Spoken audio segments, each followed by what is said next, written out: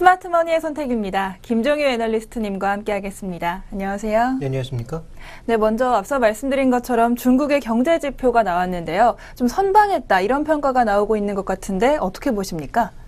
네, 전체적으로는 시장 예상보다 좋게 나왔기 때문에 이제는 중국의 나빠진 지표는 없다. 어느 정도 개선되는 모습을 보여주고 있다라고 봐야 될 것 같은데요. 핵심은 이거죠. 분명히 이제 시장 예상보다 좋아지면서 어느 정도 바닥을 쳤다라는 얘기는 분명히 나오고 있습니다만, 그럼 앞으로 계속 좋아질 거냐? 과거처럼 중국이 지금 정부가 이끌어가고 있는 7.5%의 성장을 넘어서 더 빠른 성장으로 이끌어낼 수 있느냐? 여긴 물음표란 얘기죠. 그러니까 중국 지표 조금 좋아졌다고 해서 너무 기뻐하는 것도 제가 보기엔 오버에 가깝고요. 그동안 중국 지표가 조금 안 좋아지긴 했지만 그렇다고 해서 또 완전히 바닥으로 가라앉은 것도 아니거든요. 그래서 중국이 너무 나쁘다라고 얘기했던 것도 여전히 별로 안 좋은 그런 이슈였다고 보여지죠. 그래서 중국에 대해서는 그냥 정부가 이끌고 있는 대로 봐라. 그래서 정부가 이끄는 대로 통제가 되지 않으면 그때가 문제다라는 것을 제가 이 시간을 통해서 여러 번 강조를 드렸습니다. 저는 여전히 똑같은 관점이고요. 정부의 그 통제 내에서 큰 변화 없이 유지가 되고 있다면 그때는 경제학자들의 얘기나 전략가들의 얘기는 싸그리 무시해도 된다. 중국 정부가 의도하는 대로 가고 있는 것이다. 이 정도로 좀 보시는 게 좋을 것 같습니다. 이게 이제 총론이고요. 이제 강론을 조금 말씀드리면 준비된 그림을 보시면요. 먼저 경기 모멘텀을 나타내는 CT 경기 서프라이즈 지수 같은 경우에는 중국 지표가 지금 그림에서 잘 안 보이실 텐데 이만큼 내려갔다가 이렇게 다시 되돌아왔습니다. 아직 0을 회복한 것은 아니고요. 최근에 추이를 보시면 0을 중심으로 결국 좁은 박스권 내에서 움직이고 있기 때문에 결국은 경기가 침체한다라고 보기도 어렵고 그렇다고 급속도로 회복된다라고 보기에도 어려운 국면이다 이렇게 봐야 될 것 같습니다. 그래서 모멘텀 측면에서는 어느 정도 살아나고 있다 정도로 보셔야 될 것 같고요. 그런데 화물 운송량 같은 실물 지표를 보시면 여전히 YOY 변화율 기준으로는 제한적인 수준을 보여주고 있어서 실물 지표와 모멘텀 지표에 약간의 괴리가 나타나고 있다. 그래서 이 가라앉은 실물 지표가 언제쯤 탄력적으로 돌아섰냐 여부에 대해서 시장은 계속 주목을 하고 있고 긍정론자들은 이게 좋아질 것이기 때문에 앞으로 중국 관련주 사야 된다. 이런 얘기들 하고 있는데요.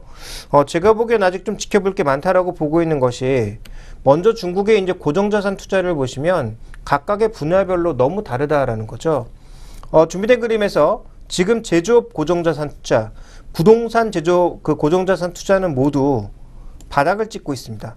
아직도 내려가는 국면이고 쉽사리 반등이 안 되고 있거든요. 정부가 계속 통제를 하고 있다라는 얘기이기 때문에 이 두 가지는 쉽사리 회복되지 않고 있지만 지금 보시면 교통 인프라, 그다음에 수리 인프라 이런 것들은 개선되고 있단 말이에요. 특히 교통 인프라 같은 경우에는 철도라고 봐야 되겠죠. 그래서 지금 중국 정부는 이쪽을 가지고 경기를 조절하고 있단 말입니다. 그러니까 철도 투자를 늘리거나 아니면 인프라 중에서 이제 수리 인프라라고 하는 건 아무래도 수력 발전, 그다음에 물과 관련된 그런 여러 가지 인프라라고 봐야 될 것 같은데 이런 부분들에 대한 투자를 늘렸다가 줄였다가 하면서 지금 경기를 조절하고 있단 말이에요. 그러니까 나머지 이제 우리가 흔히 얘기하는 제조업 쪽이라든지 아니면 부동산과 관련된 고정자산 투자를 크게 늘릴 가능성은 그렇게 높지 않다라고 본다면 결국은 나머지 투자, 지금 서부대개발이라든지 아니면 농어촌의 도시화에 필요한 아주 핵심적인 그런 인프라 고정자산 투자만 앞으로 나타날 것이고요. 이것도 경기가 안 좋아지면 투자를 늘렸다가 또 경기가 과열로 가면 투자를 줄이면서 속도를 조절할 가능성이 높기 때문에 여전히 전반적인 과거처럼의 중국 경기 호전이 나타날 가능성은 거의 제로에 가깝다라고 봐야 될 것 같고, 그 다음에 이제 부동산 지표를 보시면요. 주택거래 증가율이라든지 아니면 베이징이나 상하이, 선전과 같은 일선 도시들의 주택거래량 증가율은 모두 마이너스로 돌아섰습니다. 어느 정도 바닥을 찍었다. 그리고 전저점 수준까지 왔다라는 그런 분석 때문에 여기서는 이제 돌 거다라고 예상을 많이 하고 있는데요. 돌아도 과거처럼 이렇게 V장으로 돌진 않을 거라고 좀 보고 있습니다. 그런 관점에서 본다면 현재 중국의 전반적인 흐름에 있어서 부동산 지표는 이제 더 이상 내려가지 않고 어느 정도 안정된 흐름을 보여줄 거다라고 보시는 게 좋을 것 같고요. 다만 지금 신규 대출은 조금씩 늘고 있거든요. 근데 이게 이제 부동산 관련 대출이라기보다는 공장 관련된 대출이라든지 이런 좀 다른 쪽 대출, 과거처럼 우리가 흔히 얘기하는 그림자 금융을 수반하는 그런 위험 자산의 증가보다는 좀 더 실물에 가까운 그런 대출의 증가로 보고 있어서 이와 관련된 흐름이 반드시 부동산 가격의 상승을 의미하진 않는다. 이렇게 봐야 될 것 같아서요. 전반적인 실물 지표는 아직 좀 부족하지만 모멘텀 지표의 개선으로 인해서 중국 지표들은 바닥을 찍었고 2분기부터는 성장률도 안정되게 7.5% 부근에서 나올 가능성이 있다. 이렇게 봐야 될 것 같습니다. 네, 지금 당장 다 좋아진 건 아니지만 이제 모멘텀 지표들이 좋아지면서 앞으로 기대해 볼 만한 것 같습니다. 그렇다면 이런 지표들을 바탕으로 우리가 이제 투자 전략은 어떻게 짜면 좋을까요? 일단 중국이 빠르게 성장할 거냐, 아니면 정부가 예상한 대로 중속 성장을 할 거냐, 아니면 정부가 원래 예상했던 그 7.5%에도 훨씬 못 미치는 그런 저속 성장을 할 것이냐, 이 부분도 살펴봐야 될 텐데요. 저는 여전히 중국 정부의 의도대로 간다. 그래서 7.5% 정도의 수준의 성장이라면 우리에게는 그렇게 좋지도 않고 나쁘지도 않은 상황이다라고 봐야 될 것 같고요. 또 하나 이제 저는 최근에 시장의 분석가들이 여러 가지 자료를 보면서 저랑 가장 의견이 안 맞는 게 중국이 좋아지면 무조건 한국도 좋아진다라는 시각이라는 거죠. 왜냐하면 이제 가장 크게 다른 두 가지를 말씀드리면 중국은 우리나라가 못 만드는 항공모함과 우주선을 만드는 나라입니다. 그런데 그거보다 기술이 낮은 뭐 휴대폰이나 이런 쪽에서는 한국보다 기술이 떨어진다라고 착각을 하고 있습니다. 안 만드는 것뿐이죠. 그렇지만 중국이 필요한 정말 핵심 기술, 좀 더 가능성이 높은 고도 기술 같은 경우에는 뭐 미국과 비슷한 수준이라고 얘기하기는 조금 어렵겠습니다만 어쨌든 그에 준하는 기술들을 지금 빠르게 확보해 나가고 있는 게 중국이거든요. 그러니까 우리가 지금 중국을 굉장히 무시하지만 흔히 얘기하는 중국의 엘리트들, 그리고 중국의 핵심들이 갖고 있는 그 기술력들은 우리나라에 뒤처지지 않고 오히려 앞서가고 있다라고 좀 봐야 될 것 같고요. 그런 측면에서 중국이 이제 여러 가지 측면에 좀 더 신경을 쓰면서 개발해내게 되면 한국을 누르거나 한국과 비슷한 수준에 올라갈 만한 기술들은 너무나 많다라는 거죠. 그래서 그런 관점에서 놓고 봤을 때 우리가 좀 주목해봐야 될 건 이제 중국 그 관련 수혜주로 어설프게 꼽았던 종목군들은 다 가지를 쳐낼 필요가 있겠다. 그러니까 실제로 중국에 가지도 않았는데, 중국에서 성과도 없는데 중국 관련주로 밸류에이션만 끌어올렸던 종목군들은 이미 다 작살났거든요. 대표적으로 오리온이라든지 락앤락이라든지 뭐 이런 종목군들은 이제 다 경쟁력 떨어지면서 아예 이제 그 존재 자체가 좀 미미해져 버린 그런 종목군들이 많고요. 실제로 중국 사람들이 우리나라에 와서 많이 소비하는 것들, 대표적으로 뭐 카지노, 그다음에 아모레퍼시픽을 포함한 일부 뭐 화장품 종목들, 그나마 이런 종목군들의 수요가 아직 살아있다라는 얘기가 되겠죠. 그리고 가전제품 같은 경우에도 뭐 보시면 아시겠지만 가격 경쟁력이 되었든 아니면 기술 수준이 되었든 M&A를 통해서든 한국 기업과의 격차를 많이 줄여나가고 있는 상황입니다. 그러니까 완제품 경쟁력은 제가 보기엔 거의 이제 중국에 비해서 한국과 비교해 봤을 때 8, 90%는 쫓아왔다라고 봐야 되겠죠.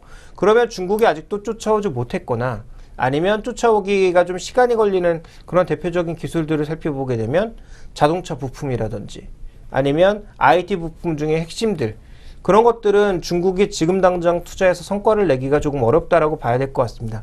그래서 대표적으로 IT 핵심 부품이라든지 자동차 핵심 부품들, 또 자동차 핵심 부품은 중국에서 동일하게 만들어내고 있다고 치더라도 그 중국 공장들, 뭐 현대차 중국 공장이 확장된다든지 아니면 GM의 공장이 확장되면서 많이 쓰이는 부품들에 대해서는 우리가 긍정적인 관점을 가져나갈 수가 있는 거죠. 그래서 중국과 관련돼서는 여전히 저는 소재 쪽에서는 전혀 무게를 두고 싶지 않고요.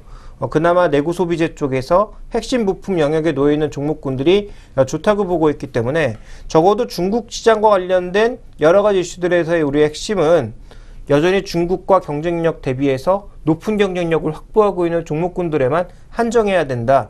그리고 중국의 로컬 시장의 경쟁력이 점점 높아지면서 한국 기업들을 포함한 외국 기업들을 밀어내고 있다는 점. 그래서 지금 유일하게 중국의 민간 업체들이 경쟁력을 확보하지 못한 자동차라든지 그다음에 IT 내구재의 특별한 핵심 부품들에 대한 관심만 유지하는 것이 여전히 좋다라고 보고 있습니다.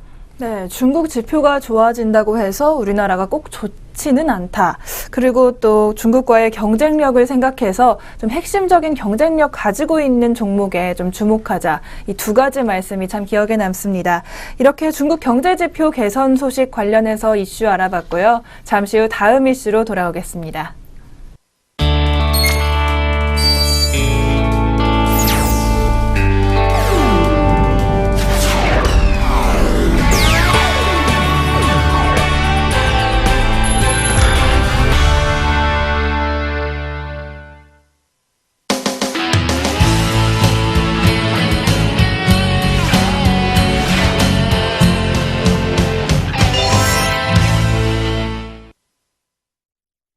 스마트머니의 선택 함께하고 계십니다. 이제 두 번째 이슈 알아볼 텐데요.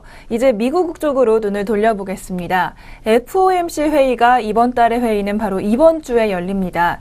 이 FOMC 회의 매달 열리지만 또 매달 주목하지 않을 수 없는 그런 회의죠. 이 회의 과연 중요한 것들이 어디에 있을지 알아보겠습니다. 네, FOMC 회의 이번 달 회의는 좀 어떤 부분에 주목을 하면 좋을까요? 우리나라하고 뭐 일본 같은 데 매달 열리지만 그 미국의 FOMC 연준회의는 정확하게는 45일마다 열립니다. 그러니까 1년에 8번 정도 네. 열리는 거죠. 그래서 각각의 회의가 의미를 가지고 있는 것은 이들이 원래 시장에 제시했던 여러 가지 그 스탠스들을 바꿀 거냐 바꾸지 않을 거냐. 그러니까 시장과의 신뢰 소통을 지켜나갈 거냐 아니면 상황이 바뀌었기 때문에 이것을 뒤집을 거냐. 이게 결국 핵심이 될 것 같습니다. 그러니까 이번에 FOMC에 또 사람들이 바라는 건 뭐냐면 기존에 이제 100억 불씩 줄여가는 테이퍼링은 뭐 이미 시장이 다 인지하고 있기 때문에 100억 줄이든 말든 이제 거기에 대해서는 크게 상관은 안 하겠죠. 근데 문제는 뭐냐면 그동안 뭐 연준 의장을 포함해서 대부분의 연준 위원들이 시각 자체가 여전히 돈을 더 풀어야 된다. 경기가 그렇게 좋지 않다.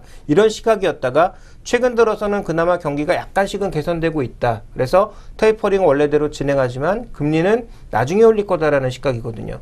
그러면 우리가 금리를 과연 언제 올릴 것인지 시장의 전문가들의 시각, 투자자들의 시각을 한번 살펴볼 필요가 있겠는데요. 먼저 연준위원들의 시각은 적어도 내년 빨라야 상반기, 늦으면 대부분 하반기 정도, 그래서 대부분 여름 정도를 보고 있는데 투자자들도 그렇게 보고 있습니다. 준비된 그림을 보시면 지금 그 연준 기준금리의 선물입니다. 이 선물들의 움직임이 언제부터 상향해서 0.25%를 넘어가고 있냐면 내년도 지금 한 7, 8월 정도로 보고 있는 것 같거든요. 그러면 이 시점부터라고 보면 결국은 내년 여름부터 금리를 올린다라는 것이고 그 이전에 금리 안 올린다라고 지금 바라보고 있는 건데 이 시각이 바뀌지 않느냐 이번 회의에서. 그러니까 이게 앞당겨지거나 관련된 코멘트가 나오게 되면 시장은 조금 단기적으로라도 요동칠 수가 있겠죠. 왜냐하면 미국이 금리에 뭐 50pp가 됐든 25pp가 됐든 미국 같은 경우에는 금리가 약간만 움직여도 그와 관련된 자산 가격이 엄청나게 많이 변하고요. 상대적으로 저성장하고 있는 국가이기 때문에 약간의 금리 변화에 자금 흐름이 굉장히 민감합니다. 그래서 우리나라도 최근에 이제 금리가 굉장히 낮아진 상황이다 보니까 이제 뭐 금리에 민감하신 분들이 물론 나타날 수 있겠지만 그래도 우리나라 사람들은 아직도 그 수익률 기준으로 하면 뭐 5%, 10% 이 정도를 기본적인 수익률로 보고 있는 사람들이 많기 때문에 25bp, 뭐 0.25% 정도의 변화가 무슨 큰 변화냐 이렇게 생각하시는 분들이 있을지 몰라도 미국과 선진국 그렇지 않다라는 거죠. 그 정도의 금리 변화로 굉장히 큰 자기 자산의 변화가 있기 때문에 금리 정책 자체는 굉장히 민감할 수밖에 좀 없다라고 좀 봐야 될 것 같습니다. 그래서 이와 관련된 부분에 대해서는 좀 우리가 살펴볼 필요가 있을 것 같고요. 그 다음에 또 하나. 이제 만약에 금리를 인상하는 것이 빨라진다라는 시각을 만약에 시장에 던져주게 되면 그때는 자산 배분을 또 어떻게 해야 되느냐. 이게 아마 이제 시장에서 빨라질 가능성이 있다라는 거죠. 그래서 현재 나타나고 있는 여러 가지 금리의 변화라든지 아니면 관련된 코멘트, 특히 연준 의장과 연준 위원들의 합의된 코멘트를 이번에 좀 주목해 볼 필요가 있을 것 같고 그동안 이제 없었던 스탠리 피셔 같은 사람들이 본격적으로 회의 안에 들어가서 발언을 하는 것이기 때문에 이번에 전반적인 시각이 변하는지 그리고 기존의 시장과의 신뢰를 지켜가는지 여부를 가장 주목해 볼 필요가 있을 것 같습니다. 네, 이번 주 있을 FOMC 회의. 제가 앞서서 매달 열린다고 좀 부정확한 정보를 말씀을 드렸는데 정확히 말씀을 드리자면 45일 만에 열리고 있습니다. 이번에는 좀 금리 인상 시기를 어느 정도로 할 것인지 이런 것들이 시장의 주목을 받고 있는데요. 그렇다면 통화 정책 자체는 당장은 변하지 않는다고 해도 미국 시장 전반적으로 봤을 때 성장률 둔화의 우려도 있는 것 같습니다. 어떻게 보면 좋을까요? 그러니까 이게 굉장히 전략가들을 포함해서 분석하는 사람들이 얘기가 어려운 게 거기 지금 양날의 칼이거든요, 전부. 그래서 뭐 하나가 좋아지면 뭐 하나가 안 좋아지는 것. 예를 들어서 성장률이 좋아지면 물가가 올라가면서 결국은 금리 정책이 바뀌지 않을까에 대한 걱정을 할 수밖에 없는 상황이고요. 반대로 만약에 성장률이 다운되게 되면 이게 미국이 성장하지 않는데 그러면 정책을 거둘 수 없는 거 아니냐. 기존에 이제 그 양적 완화 정책을. 그러면 돈의 힘으로라도 아래를 받치지 않겠느냐라는 그런 굉장히 역설적인 시각. 그러니까 경제가 나빠야 증시는 받쳐주고 그다음에 경제가 좋아지면 정책이 바뀌면서 증시는 떨어질 가능성이 높다라고 보고 있는 굉장히 이 투자하기가 그 어려운 그런 상황에 놓여 있다. 어떻게 보면 단기적으로 봤을 때는 정책이 유지되는 게 좋지만 미국의 성장이 빨라지면 빨라질수록 주식시장의 입장에 있어서는 진퇴양난에 빠진다라는 거죠. 반대도 마찬가지고요. 그럼 미국 경제가 하향되는 게 좋은 거냐? 그 입장에서도 우리가 반드시 또 좋은 뉴스라고는 볼 수 없는 거고요. 근데 최근에 이제 미국의 경제권 흐름, 뭐 저명한 경제학자들의 흐름을 보시면 어떻게 나오고 있냐면 경제 성장률 컨센서스가 작년만 하더라도 3%에 거의 육박하는 흐름이었다. 그렇게 이제 판단했습니다만 올해 5월달에 조사치에 따르면 2% 초반까지 내려와 있습니다. 그러니까 거의 1% 가까운 격차를 보이면서 성장률 컨센서스가 떨어지고 있거든요. 이건 뭐 1분기 지표가 워낙 안 좋았기 때문이기도 하지만 하반기에 과연 살아날 수 있을까라는 그런 부담감도 가져가고 있다. 그러니까 미국은 벌써 지금 4년째 똑같은 짓을 하고 있는 거죠. 연말만 되면 성장률 전망치를 이만큼 띄워놨다가 그 다음에 이제 좀 시간 좀 지나고 나면 실제로 그만큼 안 될 것 같네 또 끌어내리고 이런 형태가 지금 매년 반복되고 있다라는 겁니다. 이거 뭐 세계은행도 마찬가지고 그래서 전 세계 성장률, 뭐 미국 성장률 매번 이런 경우를 좀 보여주고 있어서 이번에도 이런 식으로 가는 거냐 좀 살펴봐야 될 것 같고요.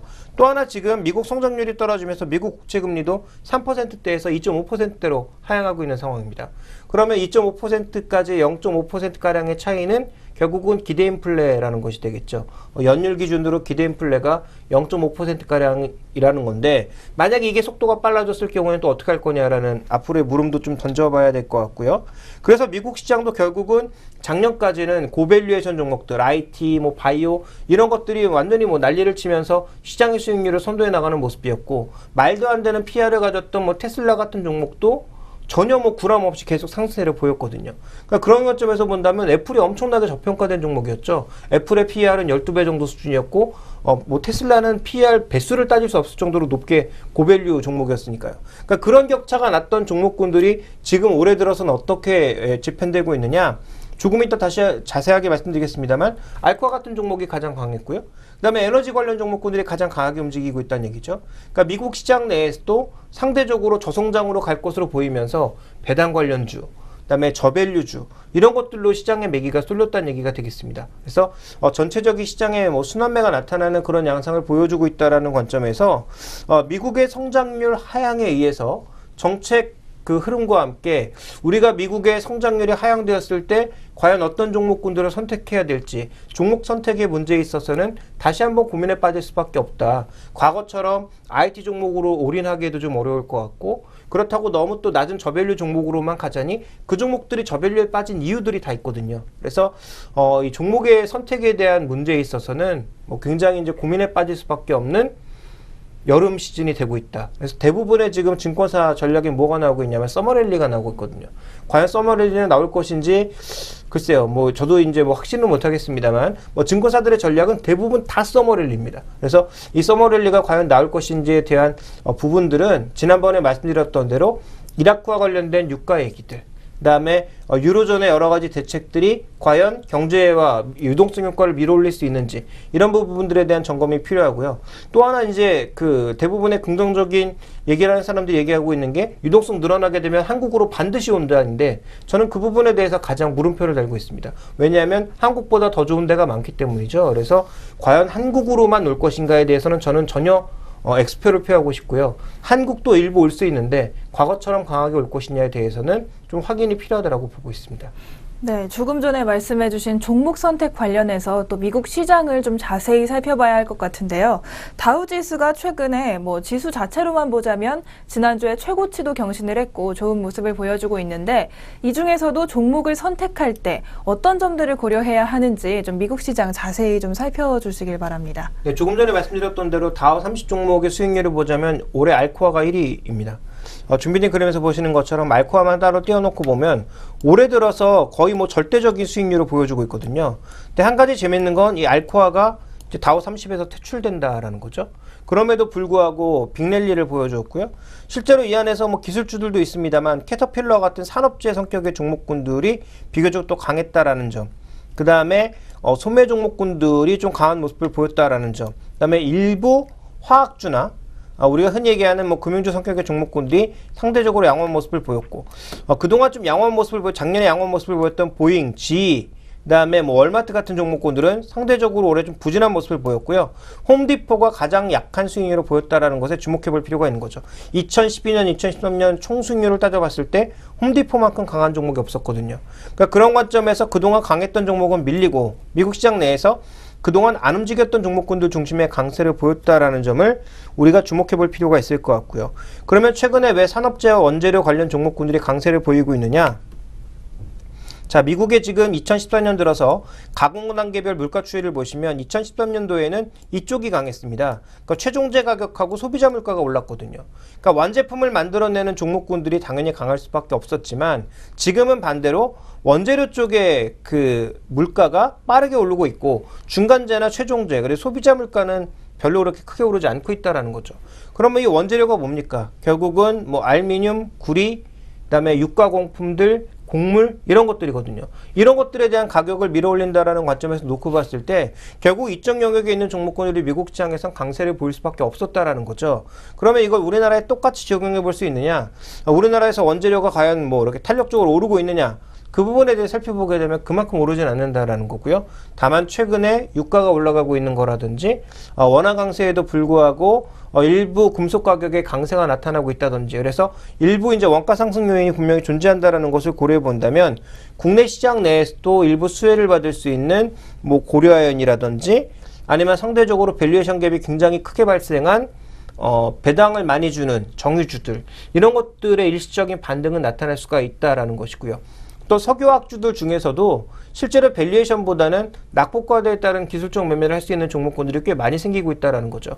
그러니까 이들 종목으로도 우리 시장도 어느 정도의 매기 분산 자체는 나타날 수 있다. 그렇지만 이것은 어디까지나 매기 분산 정도의 흐름인 것이지 업황의 본질적인 회복은 아니기 때문에 저는 여전히 이들 종목에 대해서는 뭐 트레이딩 정도의 의견을 좀 말씀을 드리고 싶고요.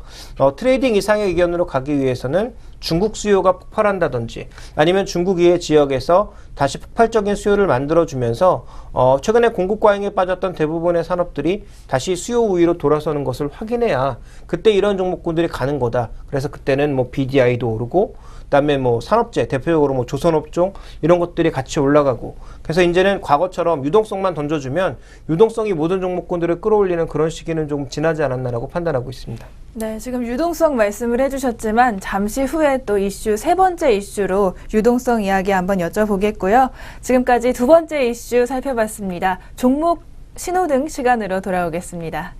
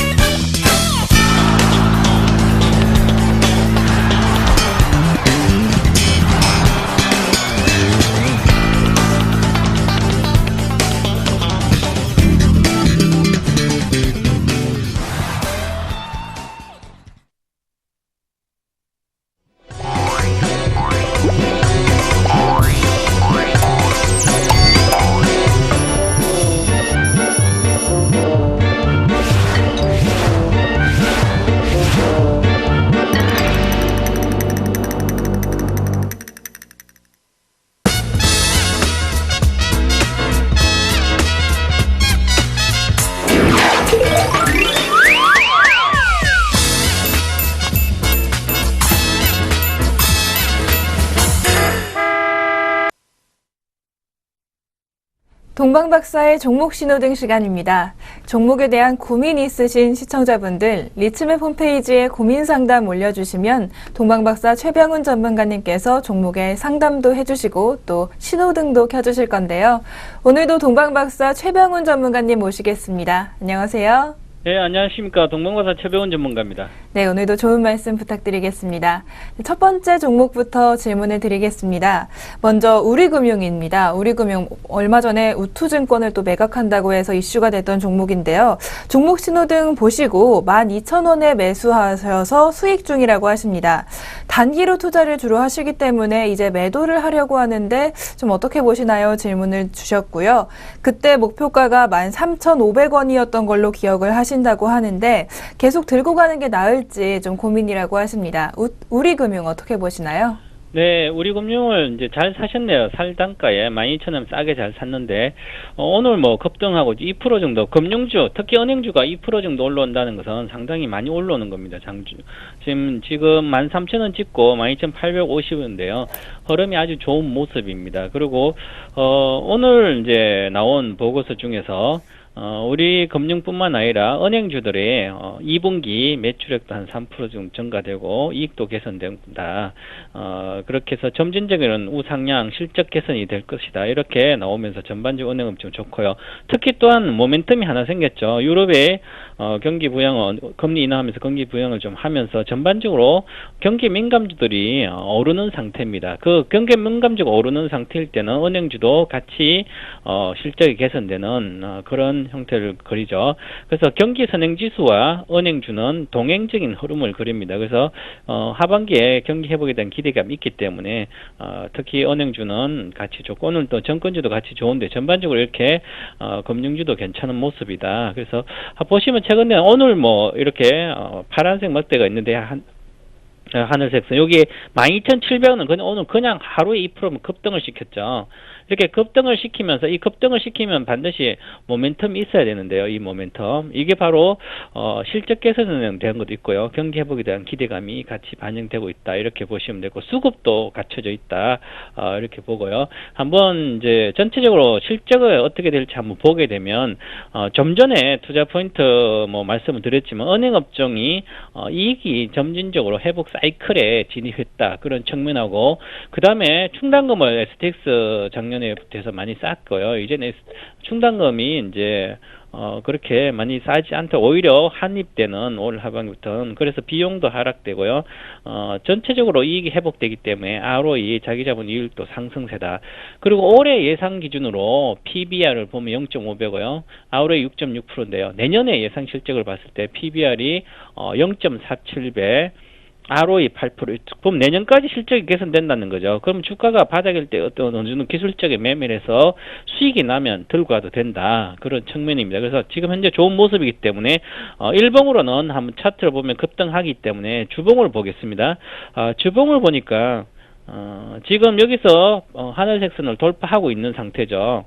돌파하고 있으면서 지난번에 재거래가 되고 거래 재개되고 나서요 거래 줄었다가 지금 현재 돌파하고 있어서 모습은 이 정도 전고점인 여기까지 충분히 한번 터치를 한다 이렇게 보면 될 것 같고요. 이 가격대가 바로 여기 가격대죠. 평균 단가를 보게 되면 이게 13,500원 정도 되거든요. 그래서 이 13,500원 정도를 아마 터치할 것으로 보이고 그리고 반드시 이익 실현은 여기서 보시면 되고요. 그래서 다시 내려가더라도 12,500원 정도를 지지하면 된다. 그래서 목표가를 13,500원, 손절가를 12,500원 이렇게 제시해 드립니다. 네, 지난번 목표가 기억하시고 계시는 목표가와 똑같이 13,500원까지는 좀 목표가로 기다리셔도 된다고 말씀을 해주셨는데요. 그렇다면 우리금융의 종목 신호등은 어떤 불인가요? 네, 초록 신호등 켜드리고요. 이익이 나면서 잘 갈 때는 그냥 계속 하시면 되는 거죠. 홀딩하면서. 그래서 안전한 구간에 아직도 놓여 있기 때문에 신호등을 보고 계속 직진을 하시면 될 것 같습니다. 네, 너무 걱정하지 마시고 계속 가지고 계셔도 될 것 같습니다. 다음 종목 살펴보겠습니다. 다음 종목은 세아베스틸입니다.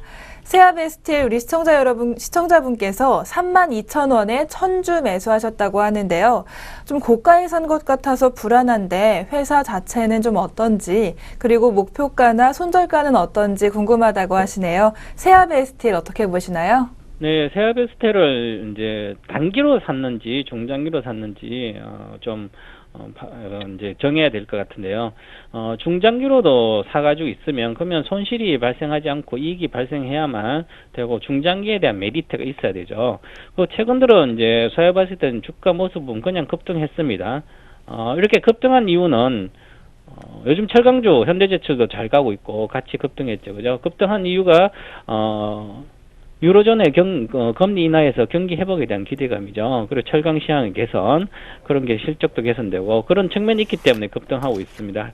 하지만 이제 어느 정도 물론 저항선에 왔는데 추가적인 상승을 충분히 급등했기 때문에 추가적인 상승을 충분히 할 모양입니다. 그래서 너무 걱정 안 해도 되고, 과거에 보면 2011년도 경기가 좋을 때 69,800원 갔다가 지금 계속 빠졌죠. 많이 빠진 상태죠. 월봉을 보니까.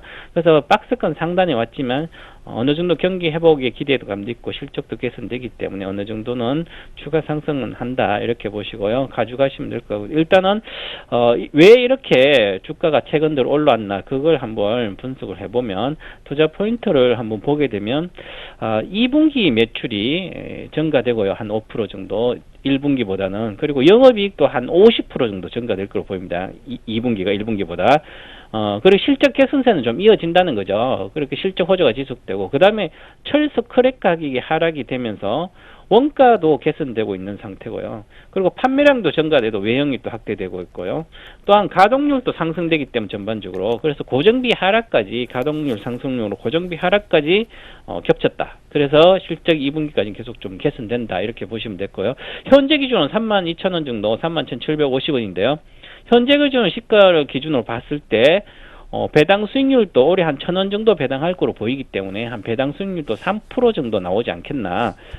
그래서 3% 정도 기본적으로 나옵니다. 900원 정도 계속 2년 동안 900원 배당했기 때문에, 그리고 신규 투자도 마무리되는 상태고 하기 때문에 올해는 배당이 더 많을 걸로 보입니다. 그래서 3% 배당. 그러면 연말까지 계속 갖고 가도 3% 배당을 받는다는 거죠. 은행 이자는 받을 수 있다, 그런 측면이 있고요. 그 다음에 아주 중요한 세아베스테 포인트가 있는데, 이게 바로 해외 자동차 업체로 이제 판매 다변화가 성공할 것 같은데요. 하반기부터 좀 나올 텐데, 그럼 주가도 레벨업 되고요. 과거에 자동차 강판을 현대기아차에 납품하면서 이 세아베스티라고 현대제철하고 경쟁 관계에 있는데, 현대제철이 현대하이스코에 이제 자동차 여러 강판 쪽 인수했기 때문에, 그래서 같이 경쟁하지만, 그래서 현대기아차의 물량이 줄어들어서 그래서 우려감이 있었죠. 이제는 이것을 해외 자동차 업체로 뚫으면 이제는 그런 우려도 부식되고 배당 메리트도 있기 때문에 상당히 괜찮은 종목이다. 그래서 비중을 높이지 말고 쌀 때 좀 사고요. 지금은 이제 쭉 가져가면 될 것 같습니다. 그래서 차트로 목표가를 설정해 보면 박스권 상단에 와 있으면 충분히 기술적으로 일단은 좀 더 가서 조정을 받는다. 이거 돌파해서 전고점까지는 충분히 갈 것 같다. 그래서 35,000원 여기서 빠졌기 때문에요. 35,000원 정도 갔다가 그 다음에 내려오면 반드시 30,000원 정도를 지지한다. 그래서 목표가를 35,500원, 손절가를 30,000원 정도 이렇게 제시해 드리도록 하겠습니다. 네, 세아베스틸 배당 수익도 기대할 만하고 또 회사 자체도 지금 이익이 괜찮은 것 같은데요. 그렇다면 세아베스틸의 종목 신호등은 어떤 불인가요? 네, 초록 신호등 켜드리겠습니다. 네, 세아베스틸도 안심하시고 조금 더 가지고 계셔도 될 것 같습니다. 네, 그렇다면 마지막 종목 살펴보겠습니다. 마지막 종목은 얼마 전에 또 종목 신호등에서 소개해드린 적이 있는 종목이네요. 중앙백신입니다. 얼마 전에 시청자분께서 중앙백신을 12,500원에 매수를 하셨고요. 그런데 오늘 조류 인플루엔자 소식이 전해지면서 구제역도 같이 이야기가 나왔죠. 그래서 급등을 하다가 이제 다시 빠지고 있는데 지금 어떻게 해야 할까요? 이렇게 질문을 올려주셨습니다. 중앙백신 어떻게 보시나요? 네, 지난 주말에 강원도 행성에서 청정 지역이죠. 이쪽 지역에서 고병원선 조류 인플루엔자 AI 감염이 발생했다고 뉴스가 나오면서 오늘 아침에 시가가 떴습니다. 시가가 떠서 시작해서 13,750원 시작해서 잠깐 오르다가 지금 장대 음봉을 주고 있는데요. 지금 이렇게 음봉을 주는 이유가 이게 물론 이제 테마로 움직이는 종목이죠. 그런데 이거 종목이 한번 시세가 나면 그 이후부터 잘 안 가는 경향이 있습니다. 그래서 매물대에 진입을 했기 때문에 보시면 강력한 목표대 근처에 왔죠. 제가 지난번에 이제 14,500원 정도 목표까지 제시한 것 같은데요. 일단은 매물대가 있어서 벌써 좀 더 주가가 오른 상태에서 테마가 떴으면 훨씬 더 14,500원까지 갈 수가 있는데 주가가 이 정도에서 떴기 때문에 이제는 반등하더라도 오히려 쉽지 않지 않겠나, 시간이 걸린다, 다시 조정받고 가더라도 지금은 테마가 반영이 됐기 때문에 오늘 중에, 그래서 일단은 어느 정도 이익 실현을 해야 되지 않을까, 그런 측면입니다. 물론 이제 중장기적으로 한번 보게 되면 이 투자 포인트를 중장기적으로도 물론 회사 내용을 알고 있어야 되죠. 이 회사는 뭐 제가 중장기로 좋다고 그랬으니까 국산 동물 백신 업계의 선두주자고요. 전체 이 백신 쪽에서 전체 해외 쪽까지 같이 합하면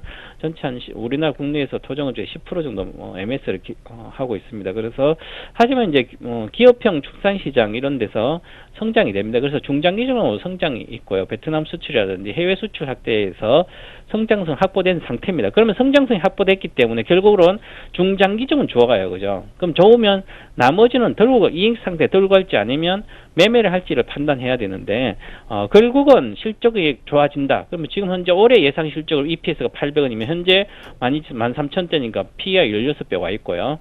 그러면 2015년도 내년 예상 실적으로 하면 1,000원 정도인데 EPS가, 그럼 현재 13,000대 13배 정도 와 있죠. 그러면 거의 바이오주로서는 그렇게 고평가됐다고 볼 수는 없지만 이것은 실적이 안정적이고 실적이 뭐 크게 한 번에 확 늘어난 그런 종목이 아니기 때문에 이 정도면 적정 주가다 이렇게 보고요. 근데 2016년도까지 본다면 지금 PER 10배죠. 그럼 앞으로 1, 2년 정도 본다면 최소한 여기서도 30%, 40%는 상승률이 있다는 겁니다. 그래서 중장기적으로는 좋지만 단기적으로는 좀 부담스러운 가격이다. 그래서 목표가를 보시면 주봉상으로 차트를 보더라도 고점에 매물대 와 있기 때문에 일단은 매도권에 와 있다. 14,000원 목표가고요. 목표가 수정하겠습니다. 그리고 손절가는 13,000원. 반드시 13,000원 지켜주시라.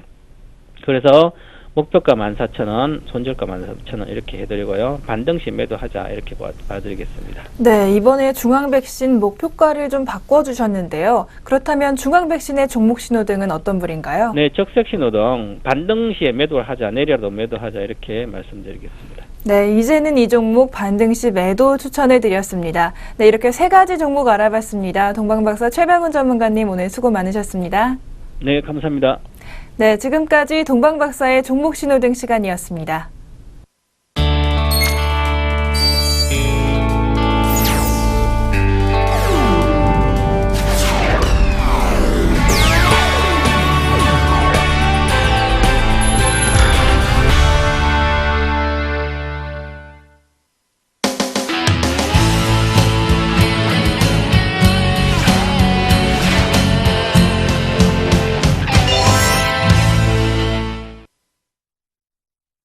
다시 스마트머니의 선택입니다. 세 번째 이슈는 바로 유동성에 관련된 이슈라고 앞서 말씀을 드렸는데요.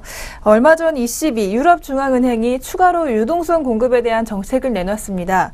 하지만 또 시장에서는 그에 대한 반응이 좀 크지가 않은 것 같은데 좀 앞으로 향후 유동성의 방향 좀 알아보도록 하겠습니다. 애널리스트님 어떻게 보고 계신가요? 일단 뭐 중국 지표가 바닥을 쳤고요. 그 다음에 미국의 정책이 변화가 없다면 결국 유동성은 어디론가 움직이겠죠. 그리고 유로존도 지금 당장 돈 내는 거 아니고 뭐 9월 달부터 돈을 쏟아붓는다고는 했지만 9월 달에 돈 쏟아부으면 9월 달에 투자하면 될까요? 그 전에 돈이 어디로 움직일지 미리 알아보고 그쪽에 미리 가서 잠겨 있어야 9월 달에 돈이 움직일 때 수익률을 낼 수가 있겠죠. 그런 것점에서 점검을 해보도록 하겠는데요. 가장 중요한 건 지금 추가적으로 돈이 나올 것은 유럽밖에 없다. 그러니까 왜냐하면 일본도 주저하고 있고 미국은 이제 뭐 줄여가는 단계이다 보니까 결국 향후 추가적으로 돈을 내놓을 수 있는 것은 유럽밖에 없다라고 봐야 되는데, 그리고 유럽 쪽에서 과연 돈을 움직일지 여부를 확인해 보도록 하겠습니다. 자, 먼저 준비된 그림을 보시면 최근에 유럽과 미국의 2년물 국채 스프레드, 즉 두 채권의 수익 격차가 점점 마이너스 폭이 커지고 있습니다. 그러니까 유로존은 거의 뭐 제로 베이스로 가고 있고 미국이 변화가 없는 가운데 유럽이 떨어지기 시작하면서 이렇게 벌어지고 있다고 봐야 되겠죠.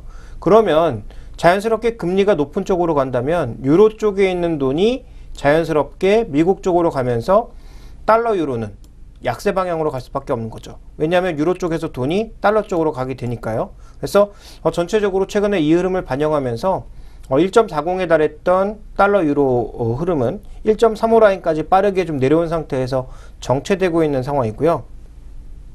자, 또 하나 살펴봤을 때 지금 그 위험한 국가라고 얘기했던 스페인 10년물 국채금리와 미국의 국채금리의 수준이 거의 비슷해졌습니다. 어찌 보면 말도 안 되는 거죠. 양쪽의 신용등급이 다르고요. 처한 상황이 다른데 미국의 국채 수익률과 스페인의 국채 수익률이 비슷해졌다라는 건 둘 중에 하나가 분명히 고평가되었다라는 거죠. 그럼 뭐가 고평가됐을까요? 상대적으로 펀더멘탈이 좋은 미국일까요? 스페인일까요? 당연히 스페인이 될 수밖에 없겠죠. 그러니까 스페인 이 국채가 어느 정도 좀 고평가되었다라는 점을 우리가 배제할 수 없을 것 같습니다. 그러니까 지금은 시장이 신용위험, 그러니까 스프레드 위험을 전혀 고려하지 않은 상태에서 수익률이 움직이고 있는 거거든요.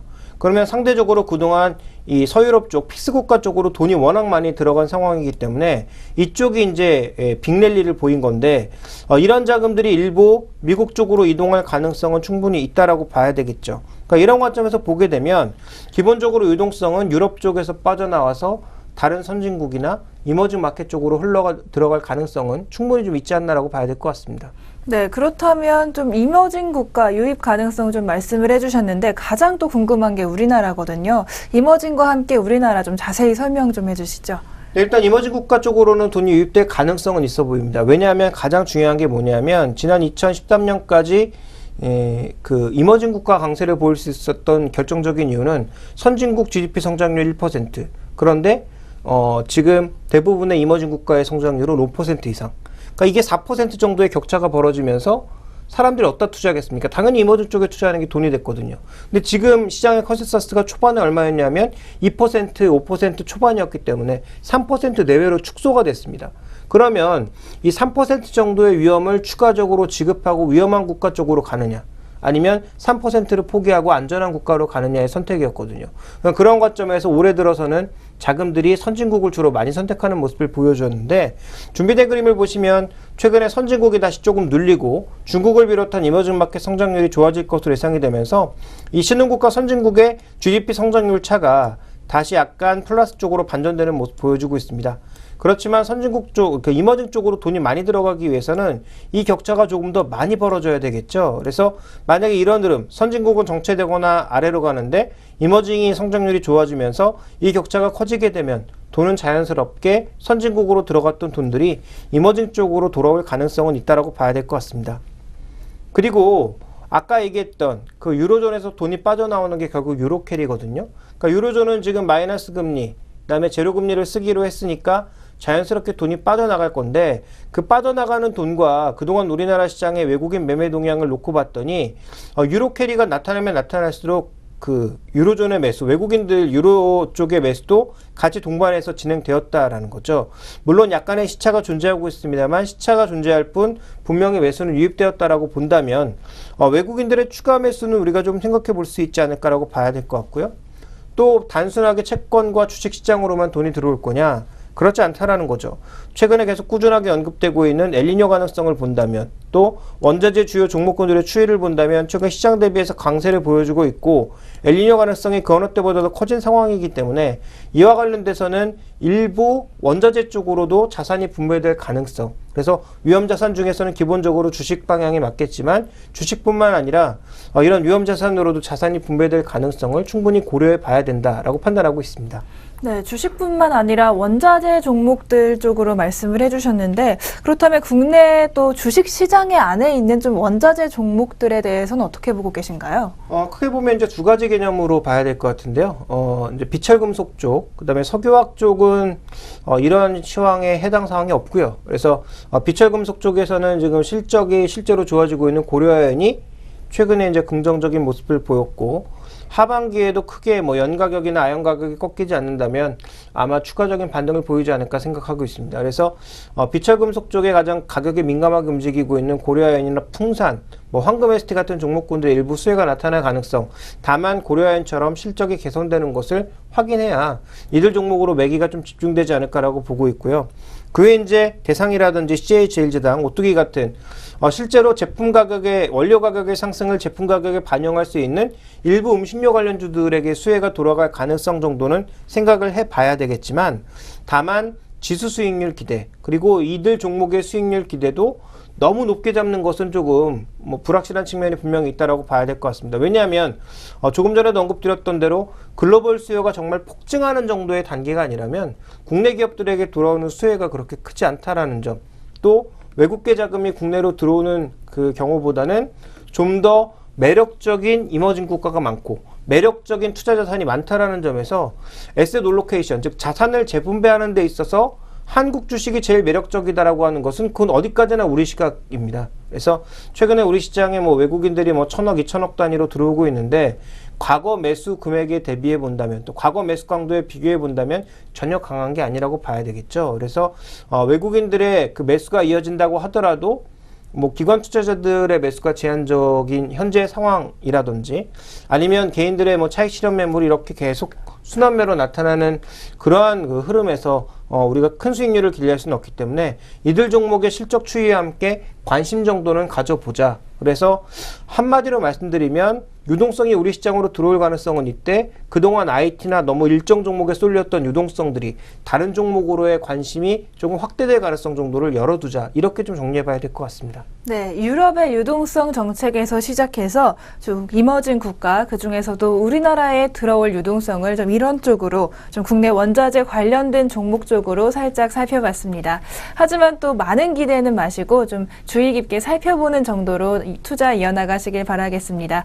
오늘 스마트머니의 선택 김종유 애널리스트님과 함께했습니다. 고맙습니다. 네, 지금까지 스마트머니의 선택이었습니다.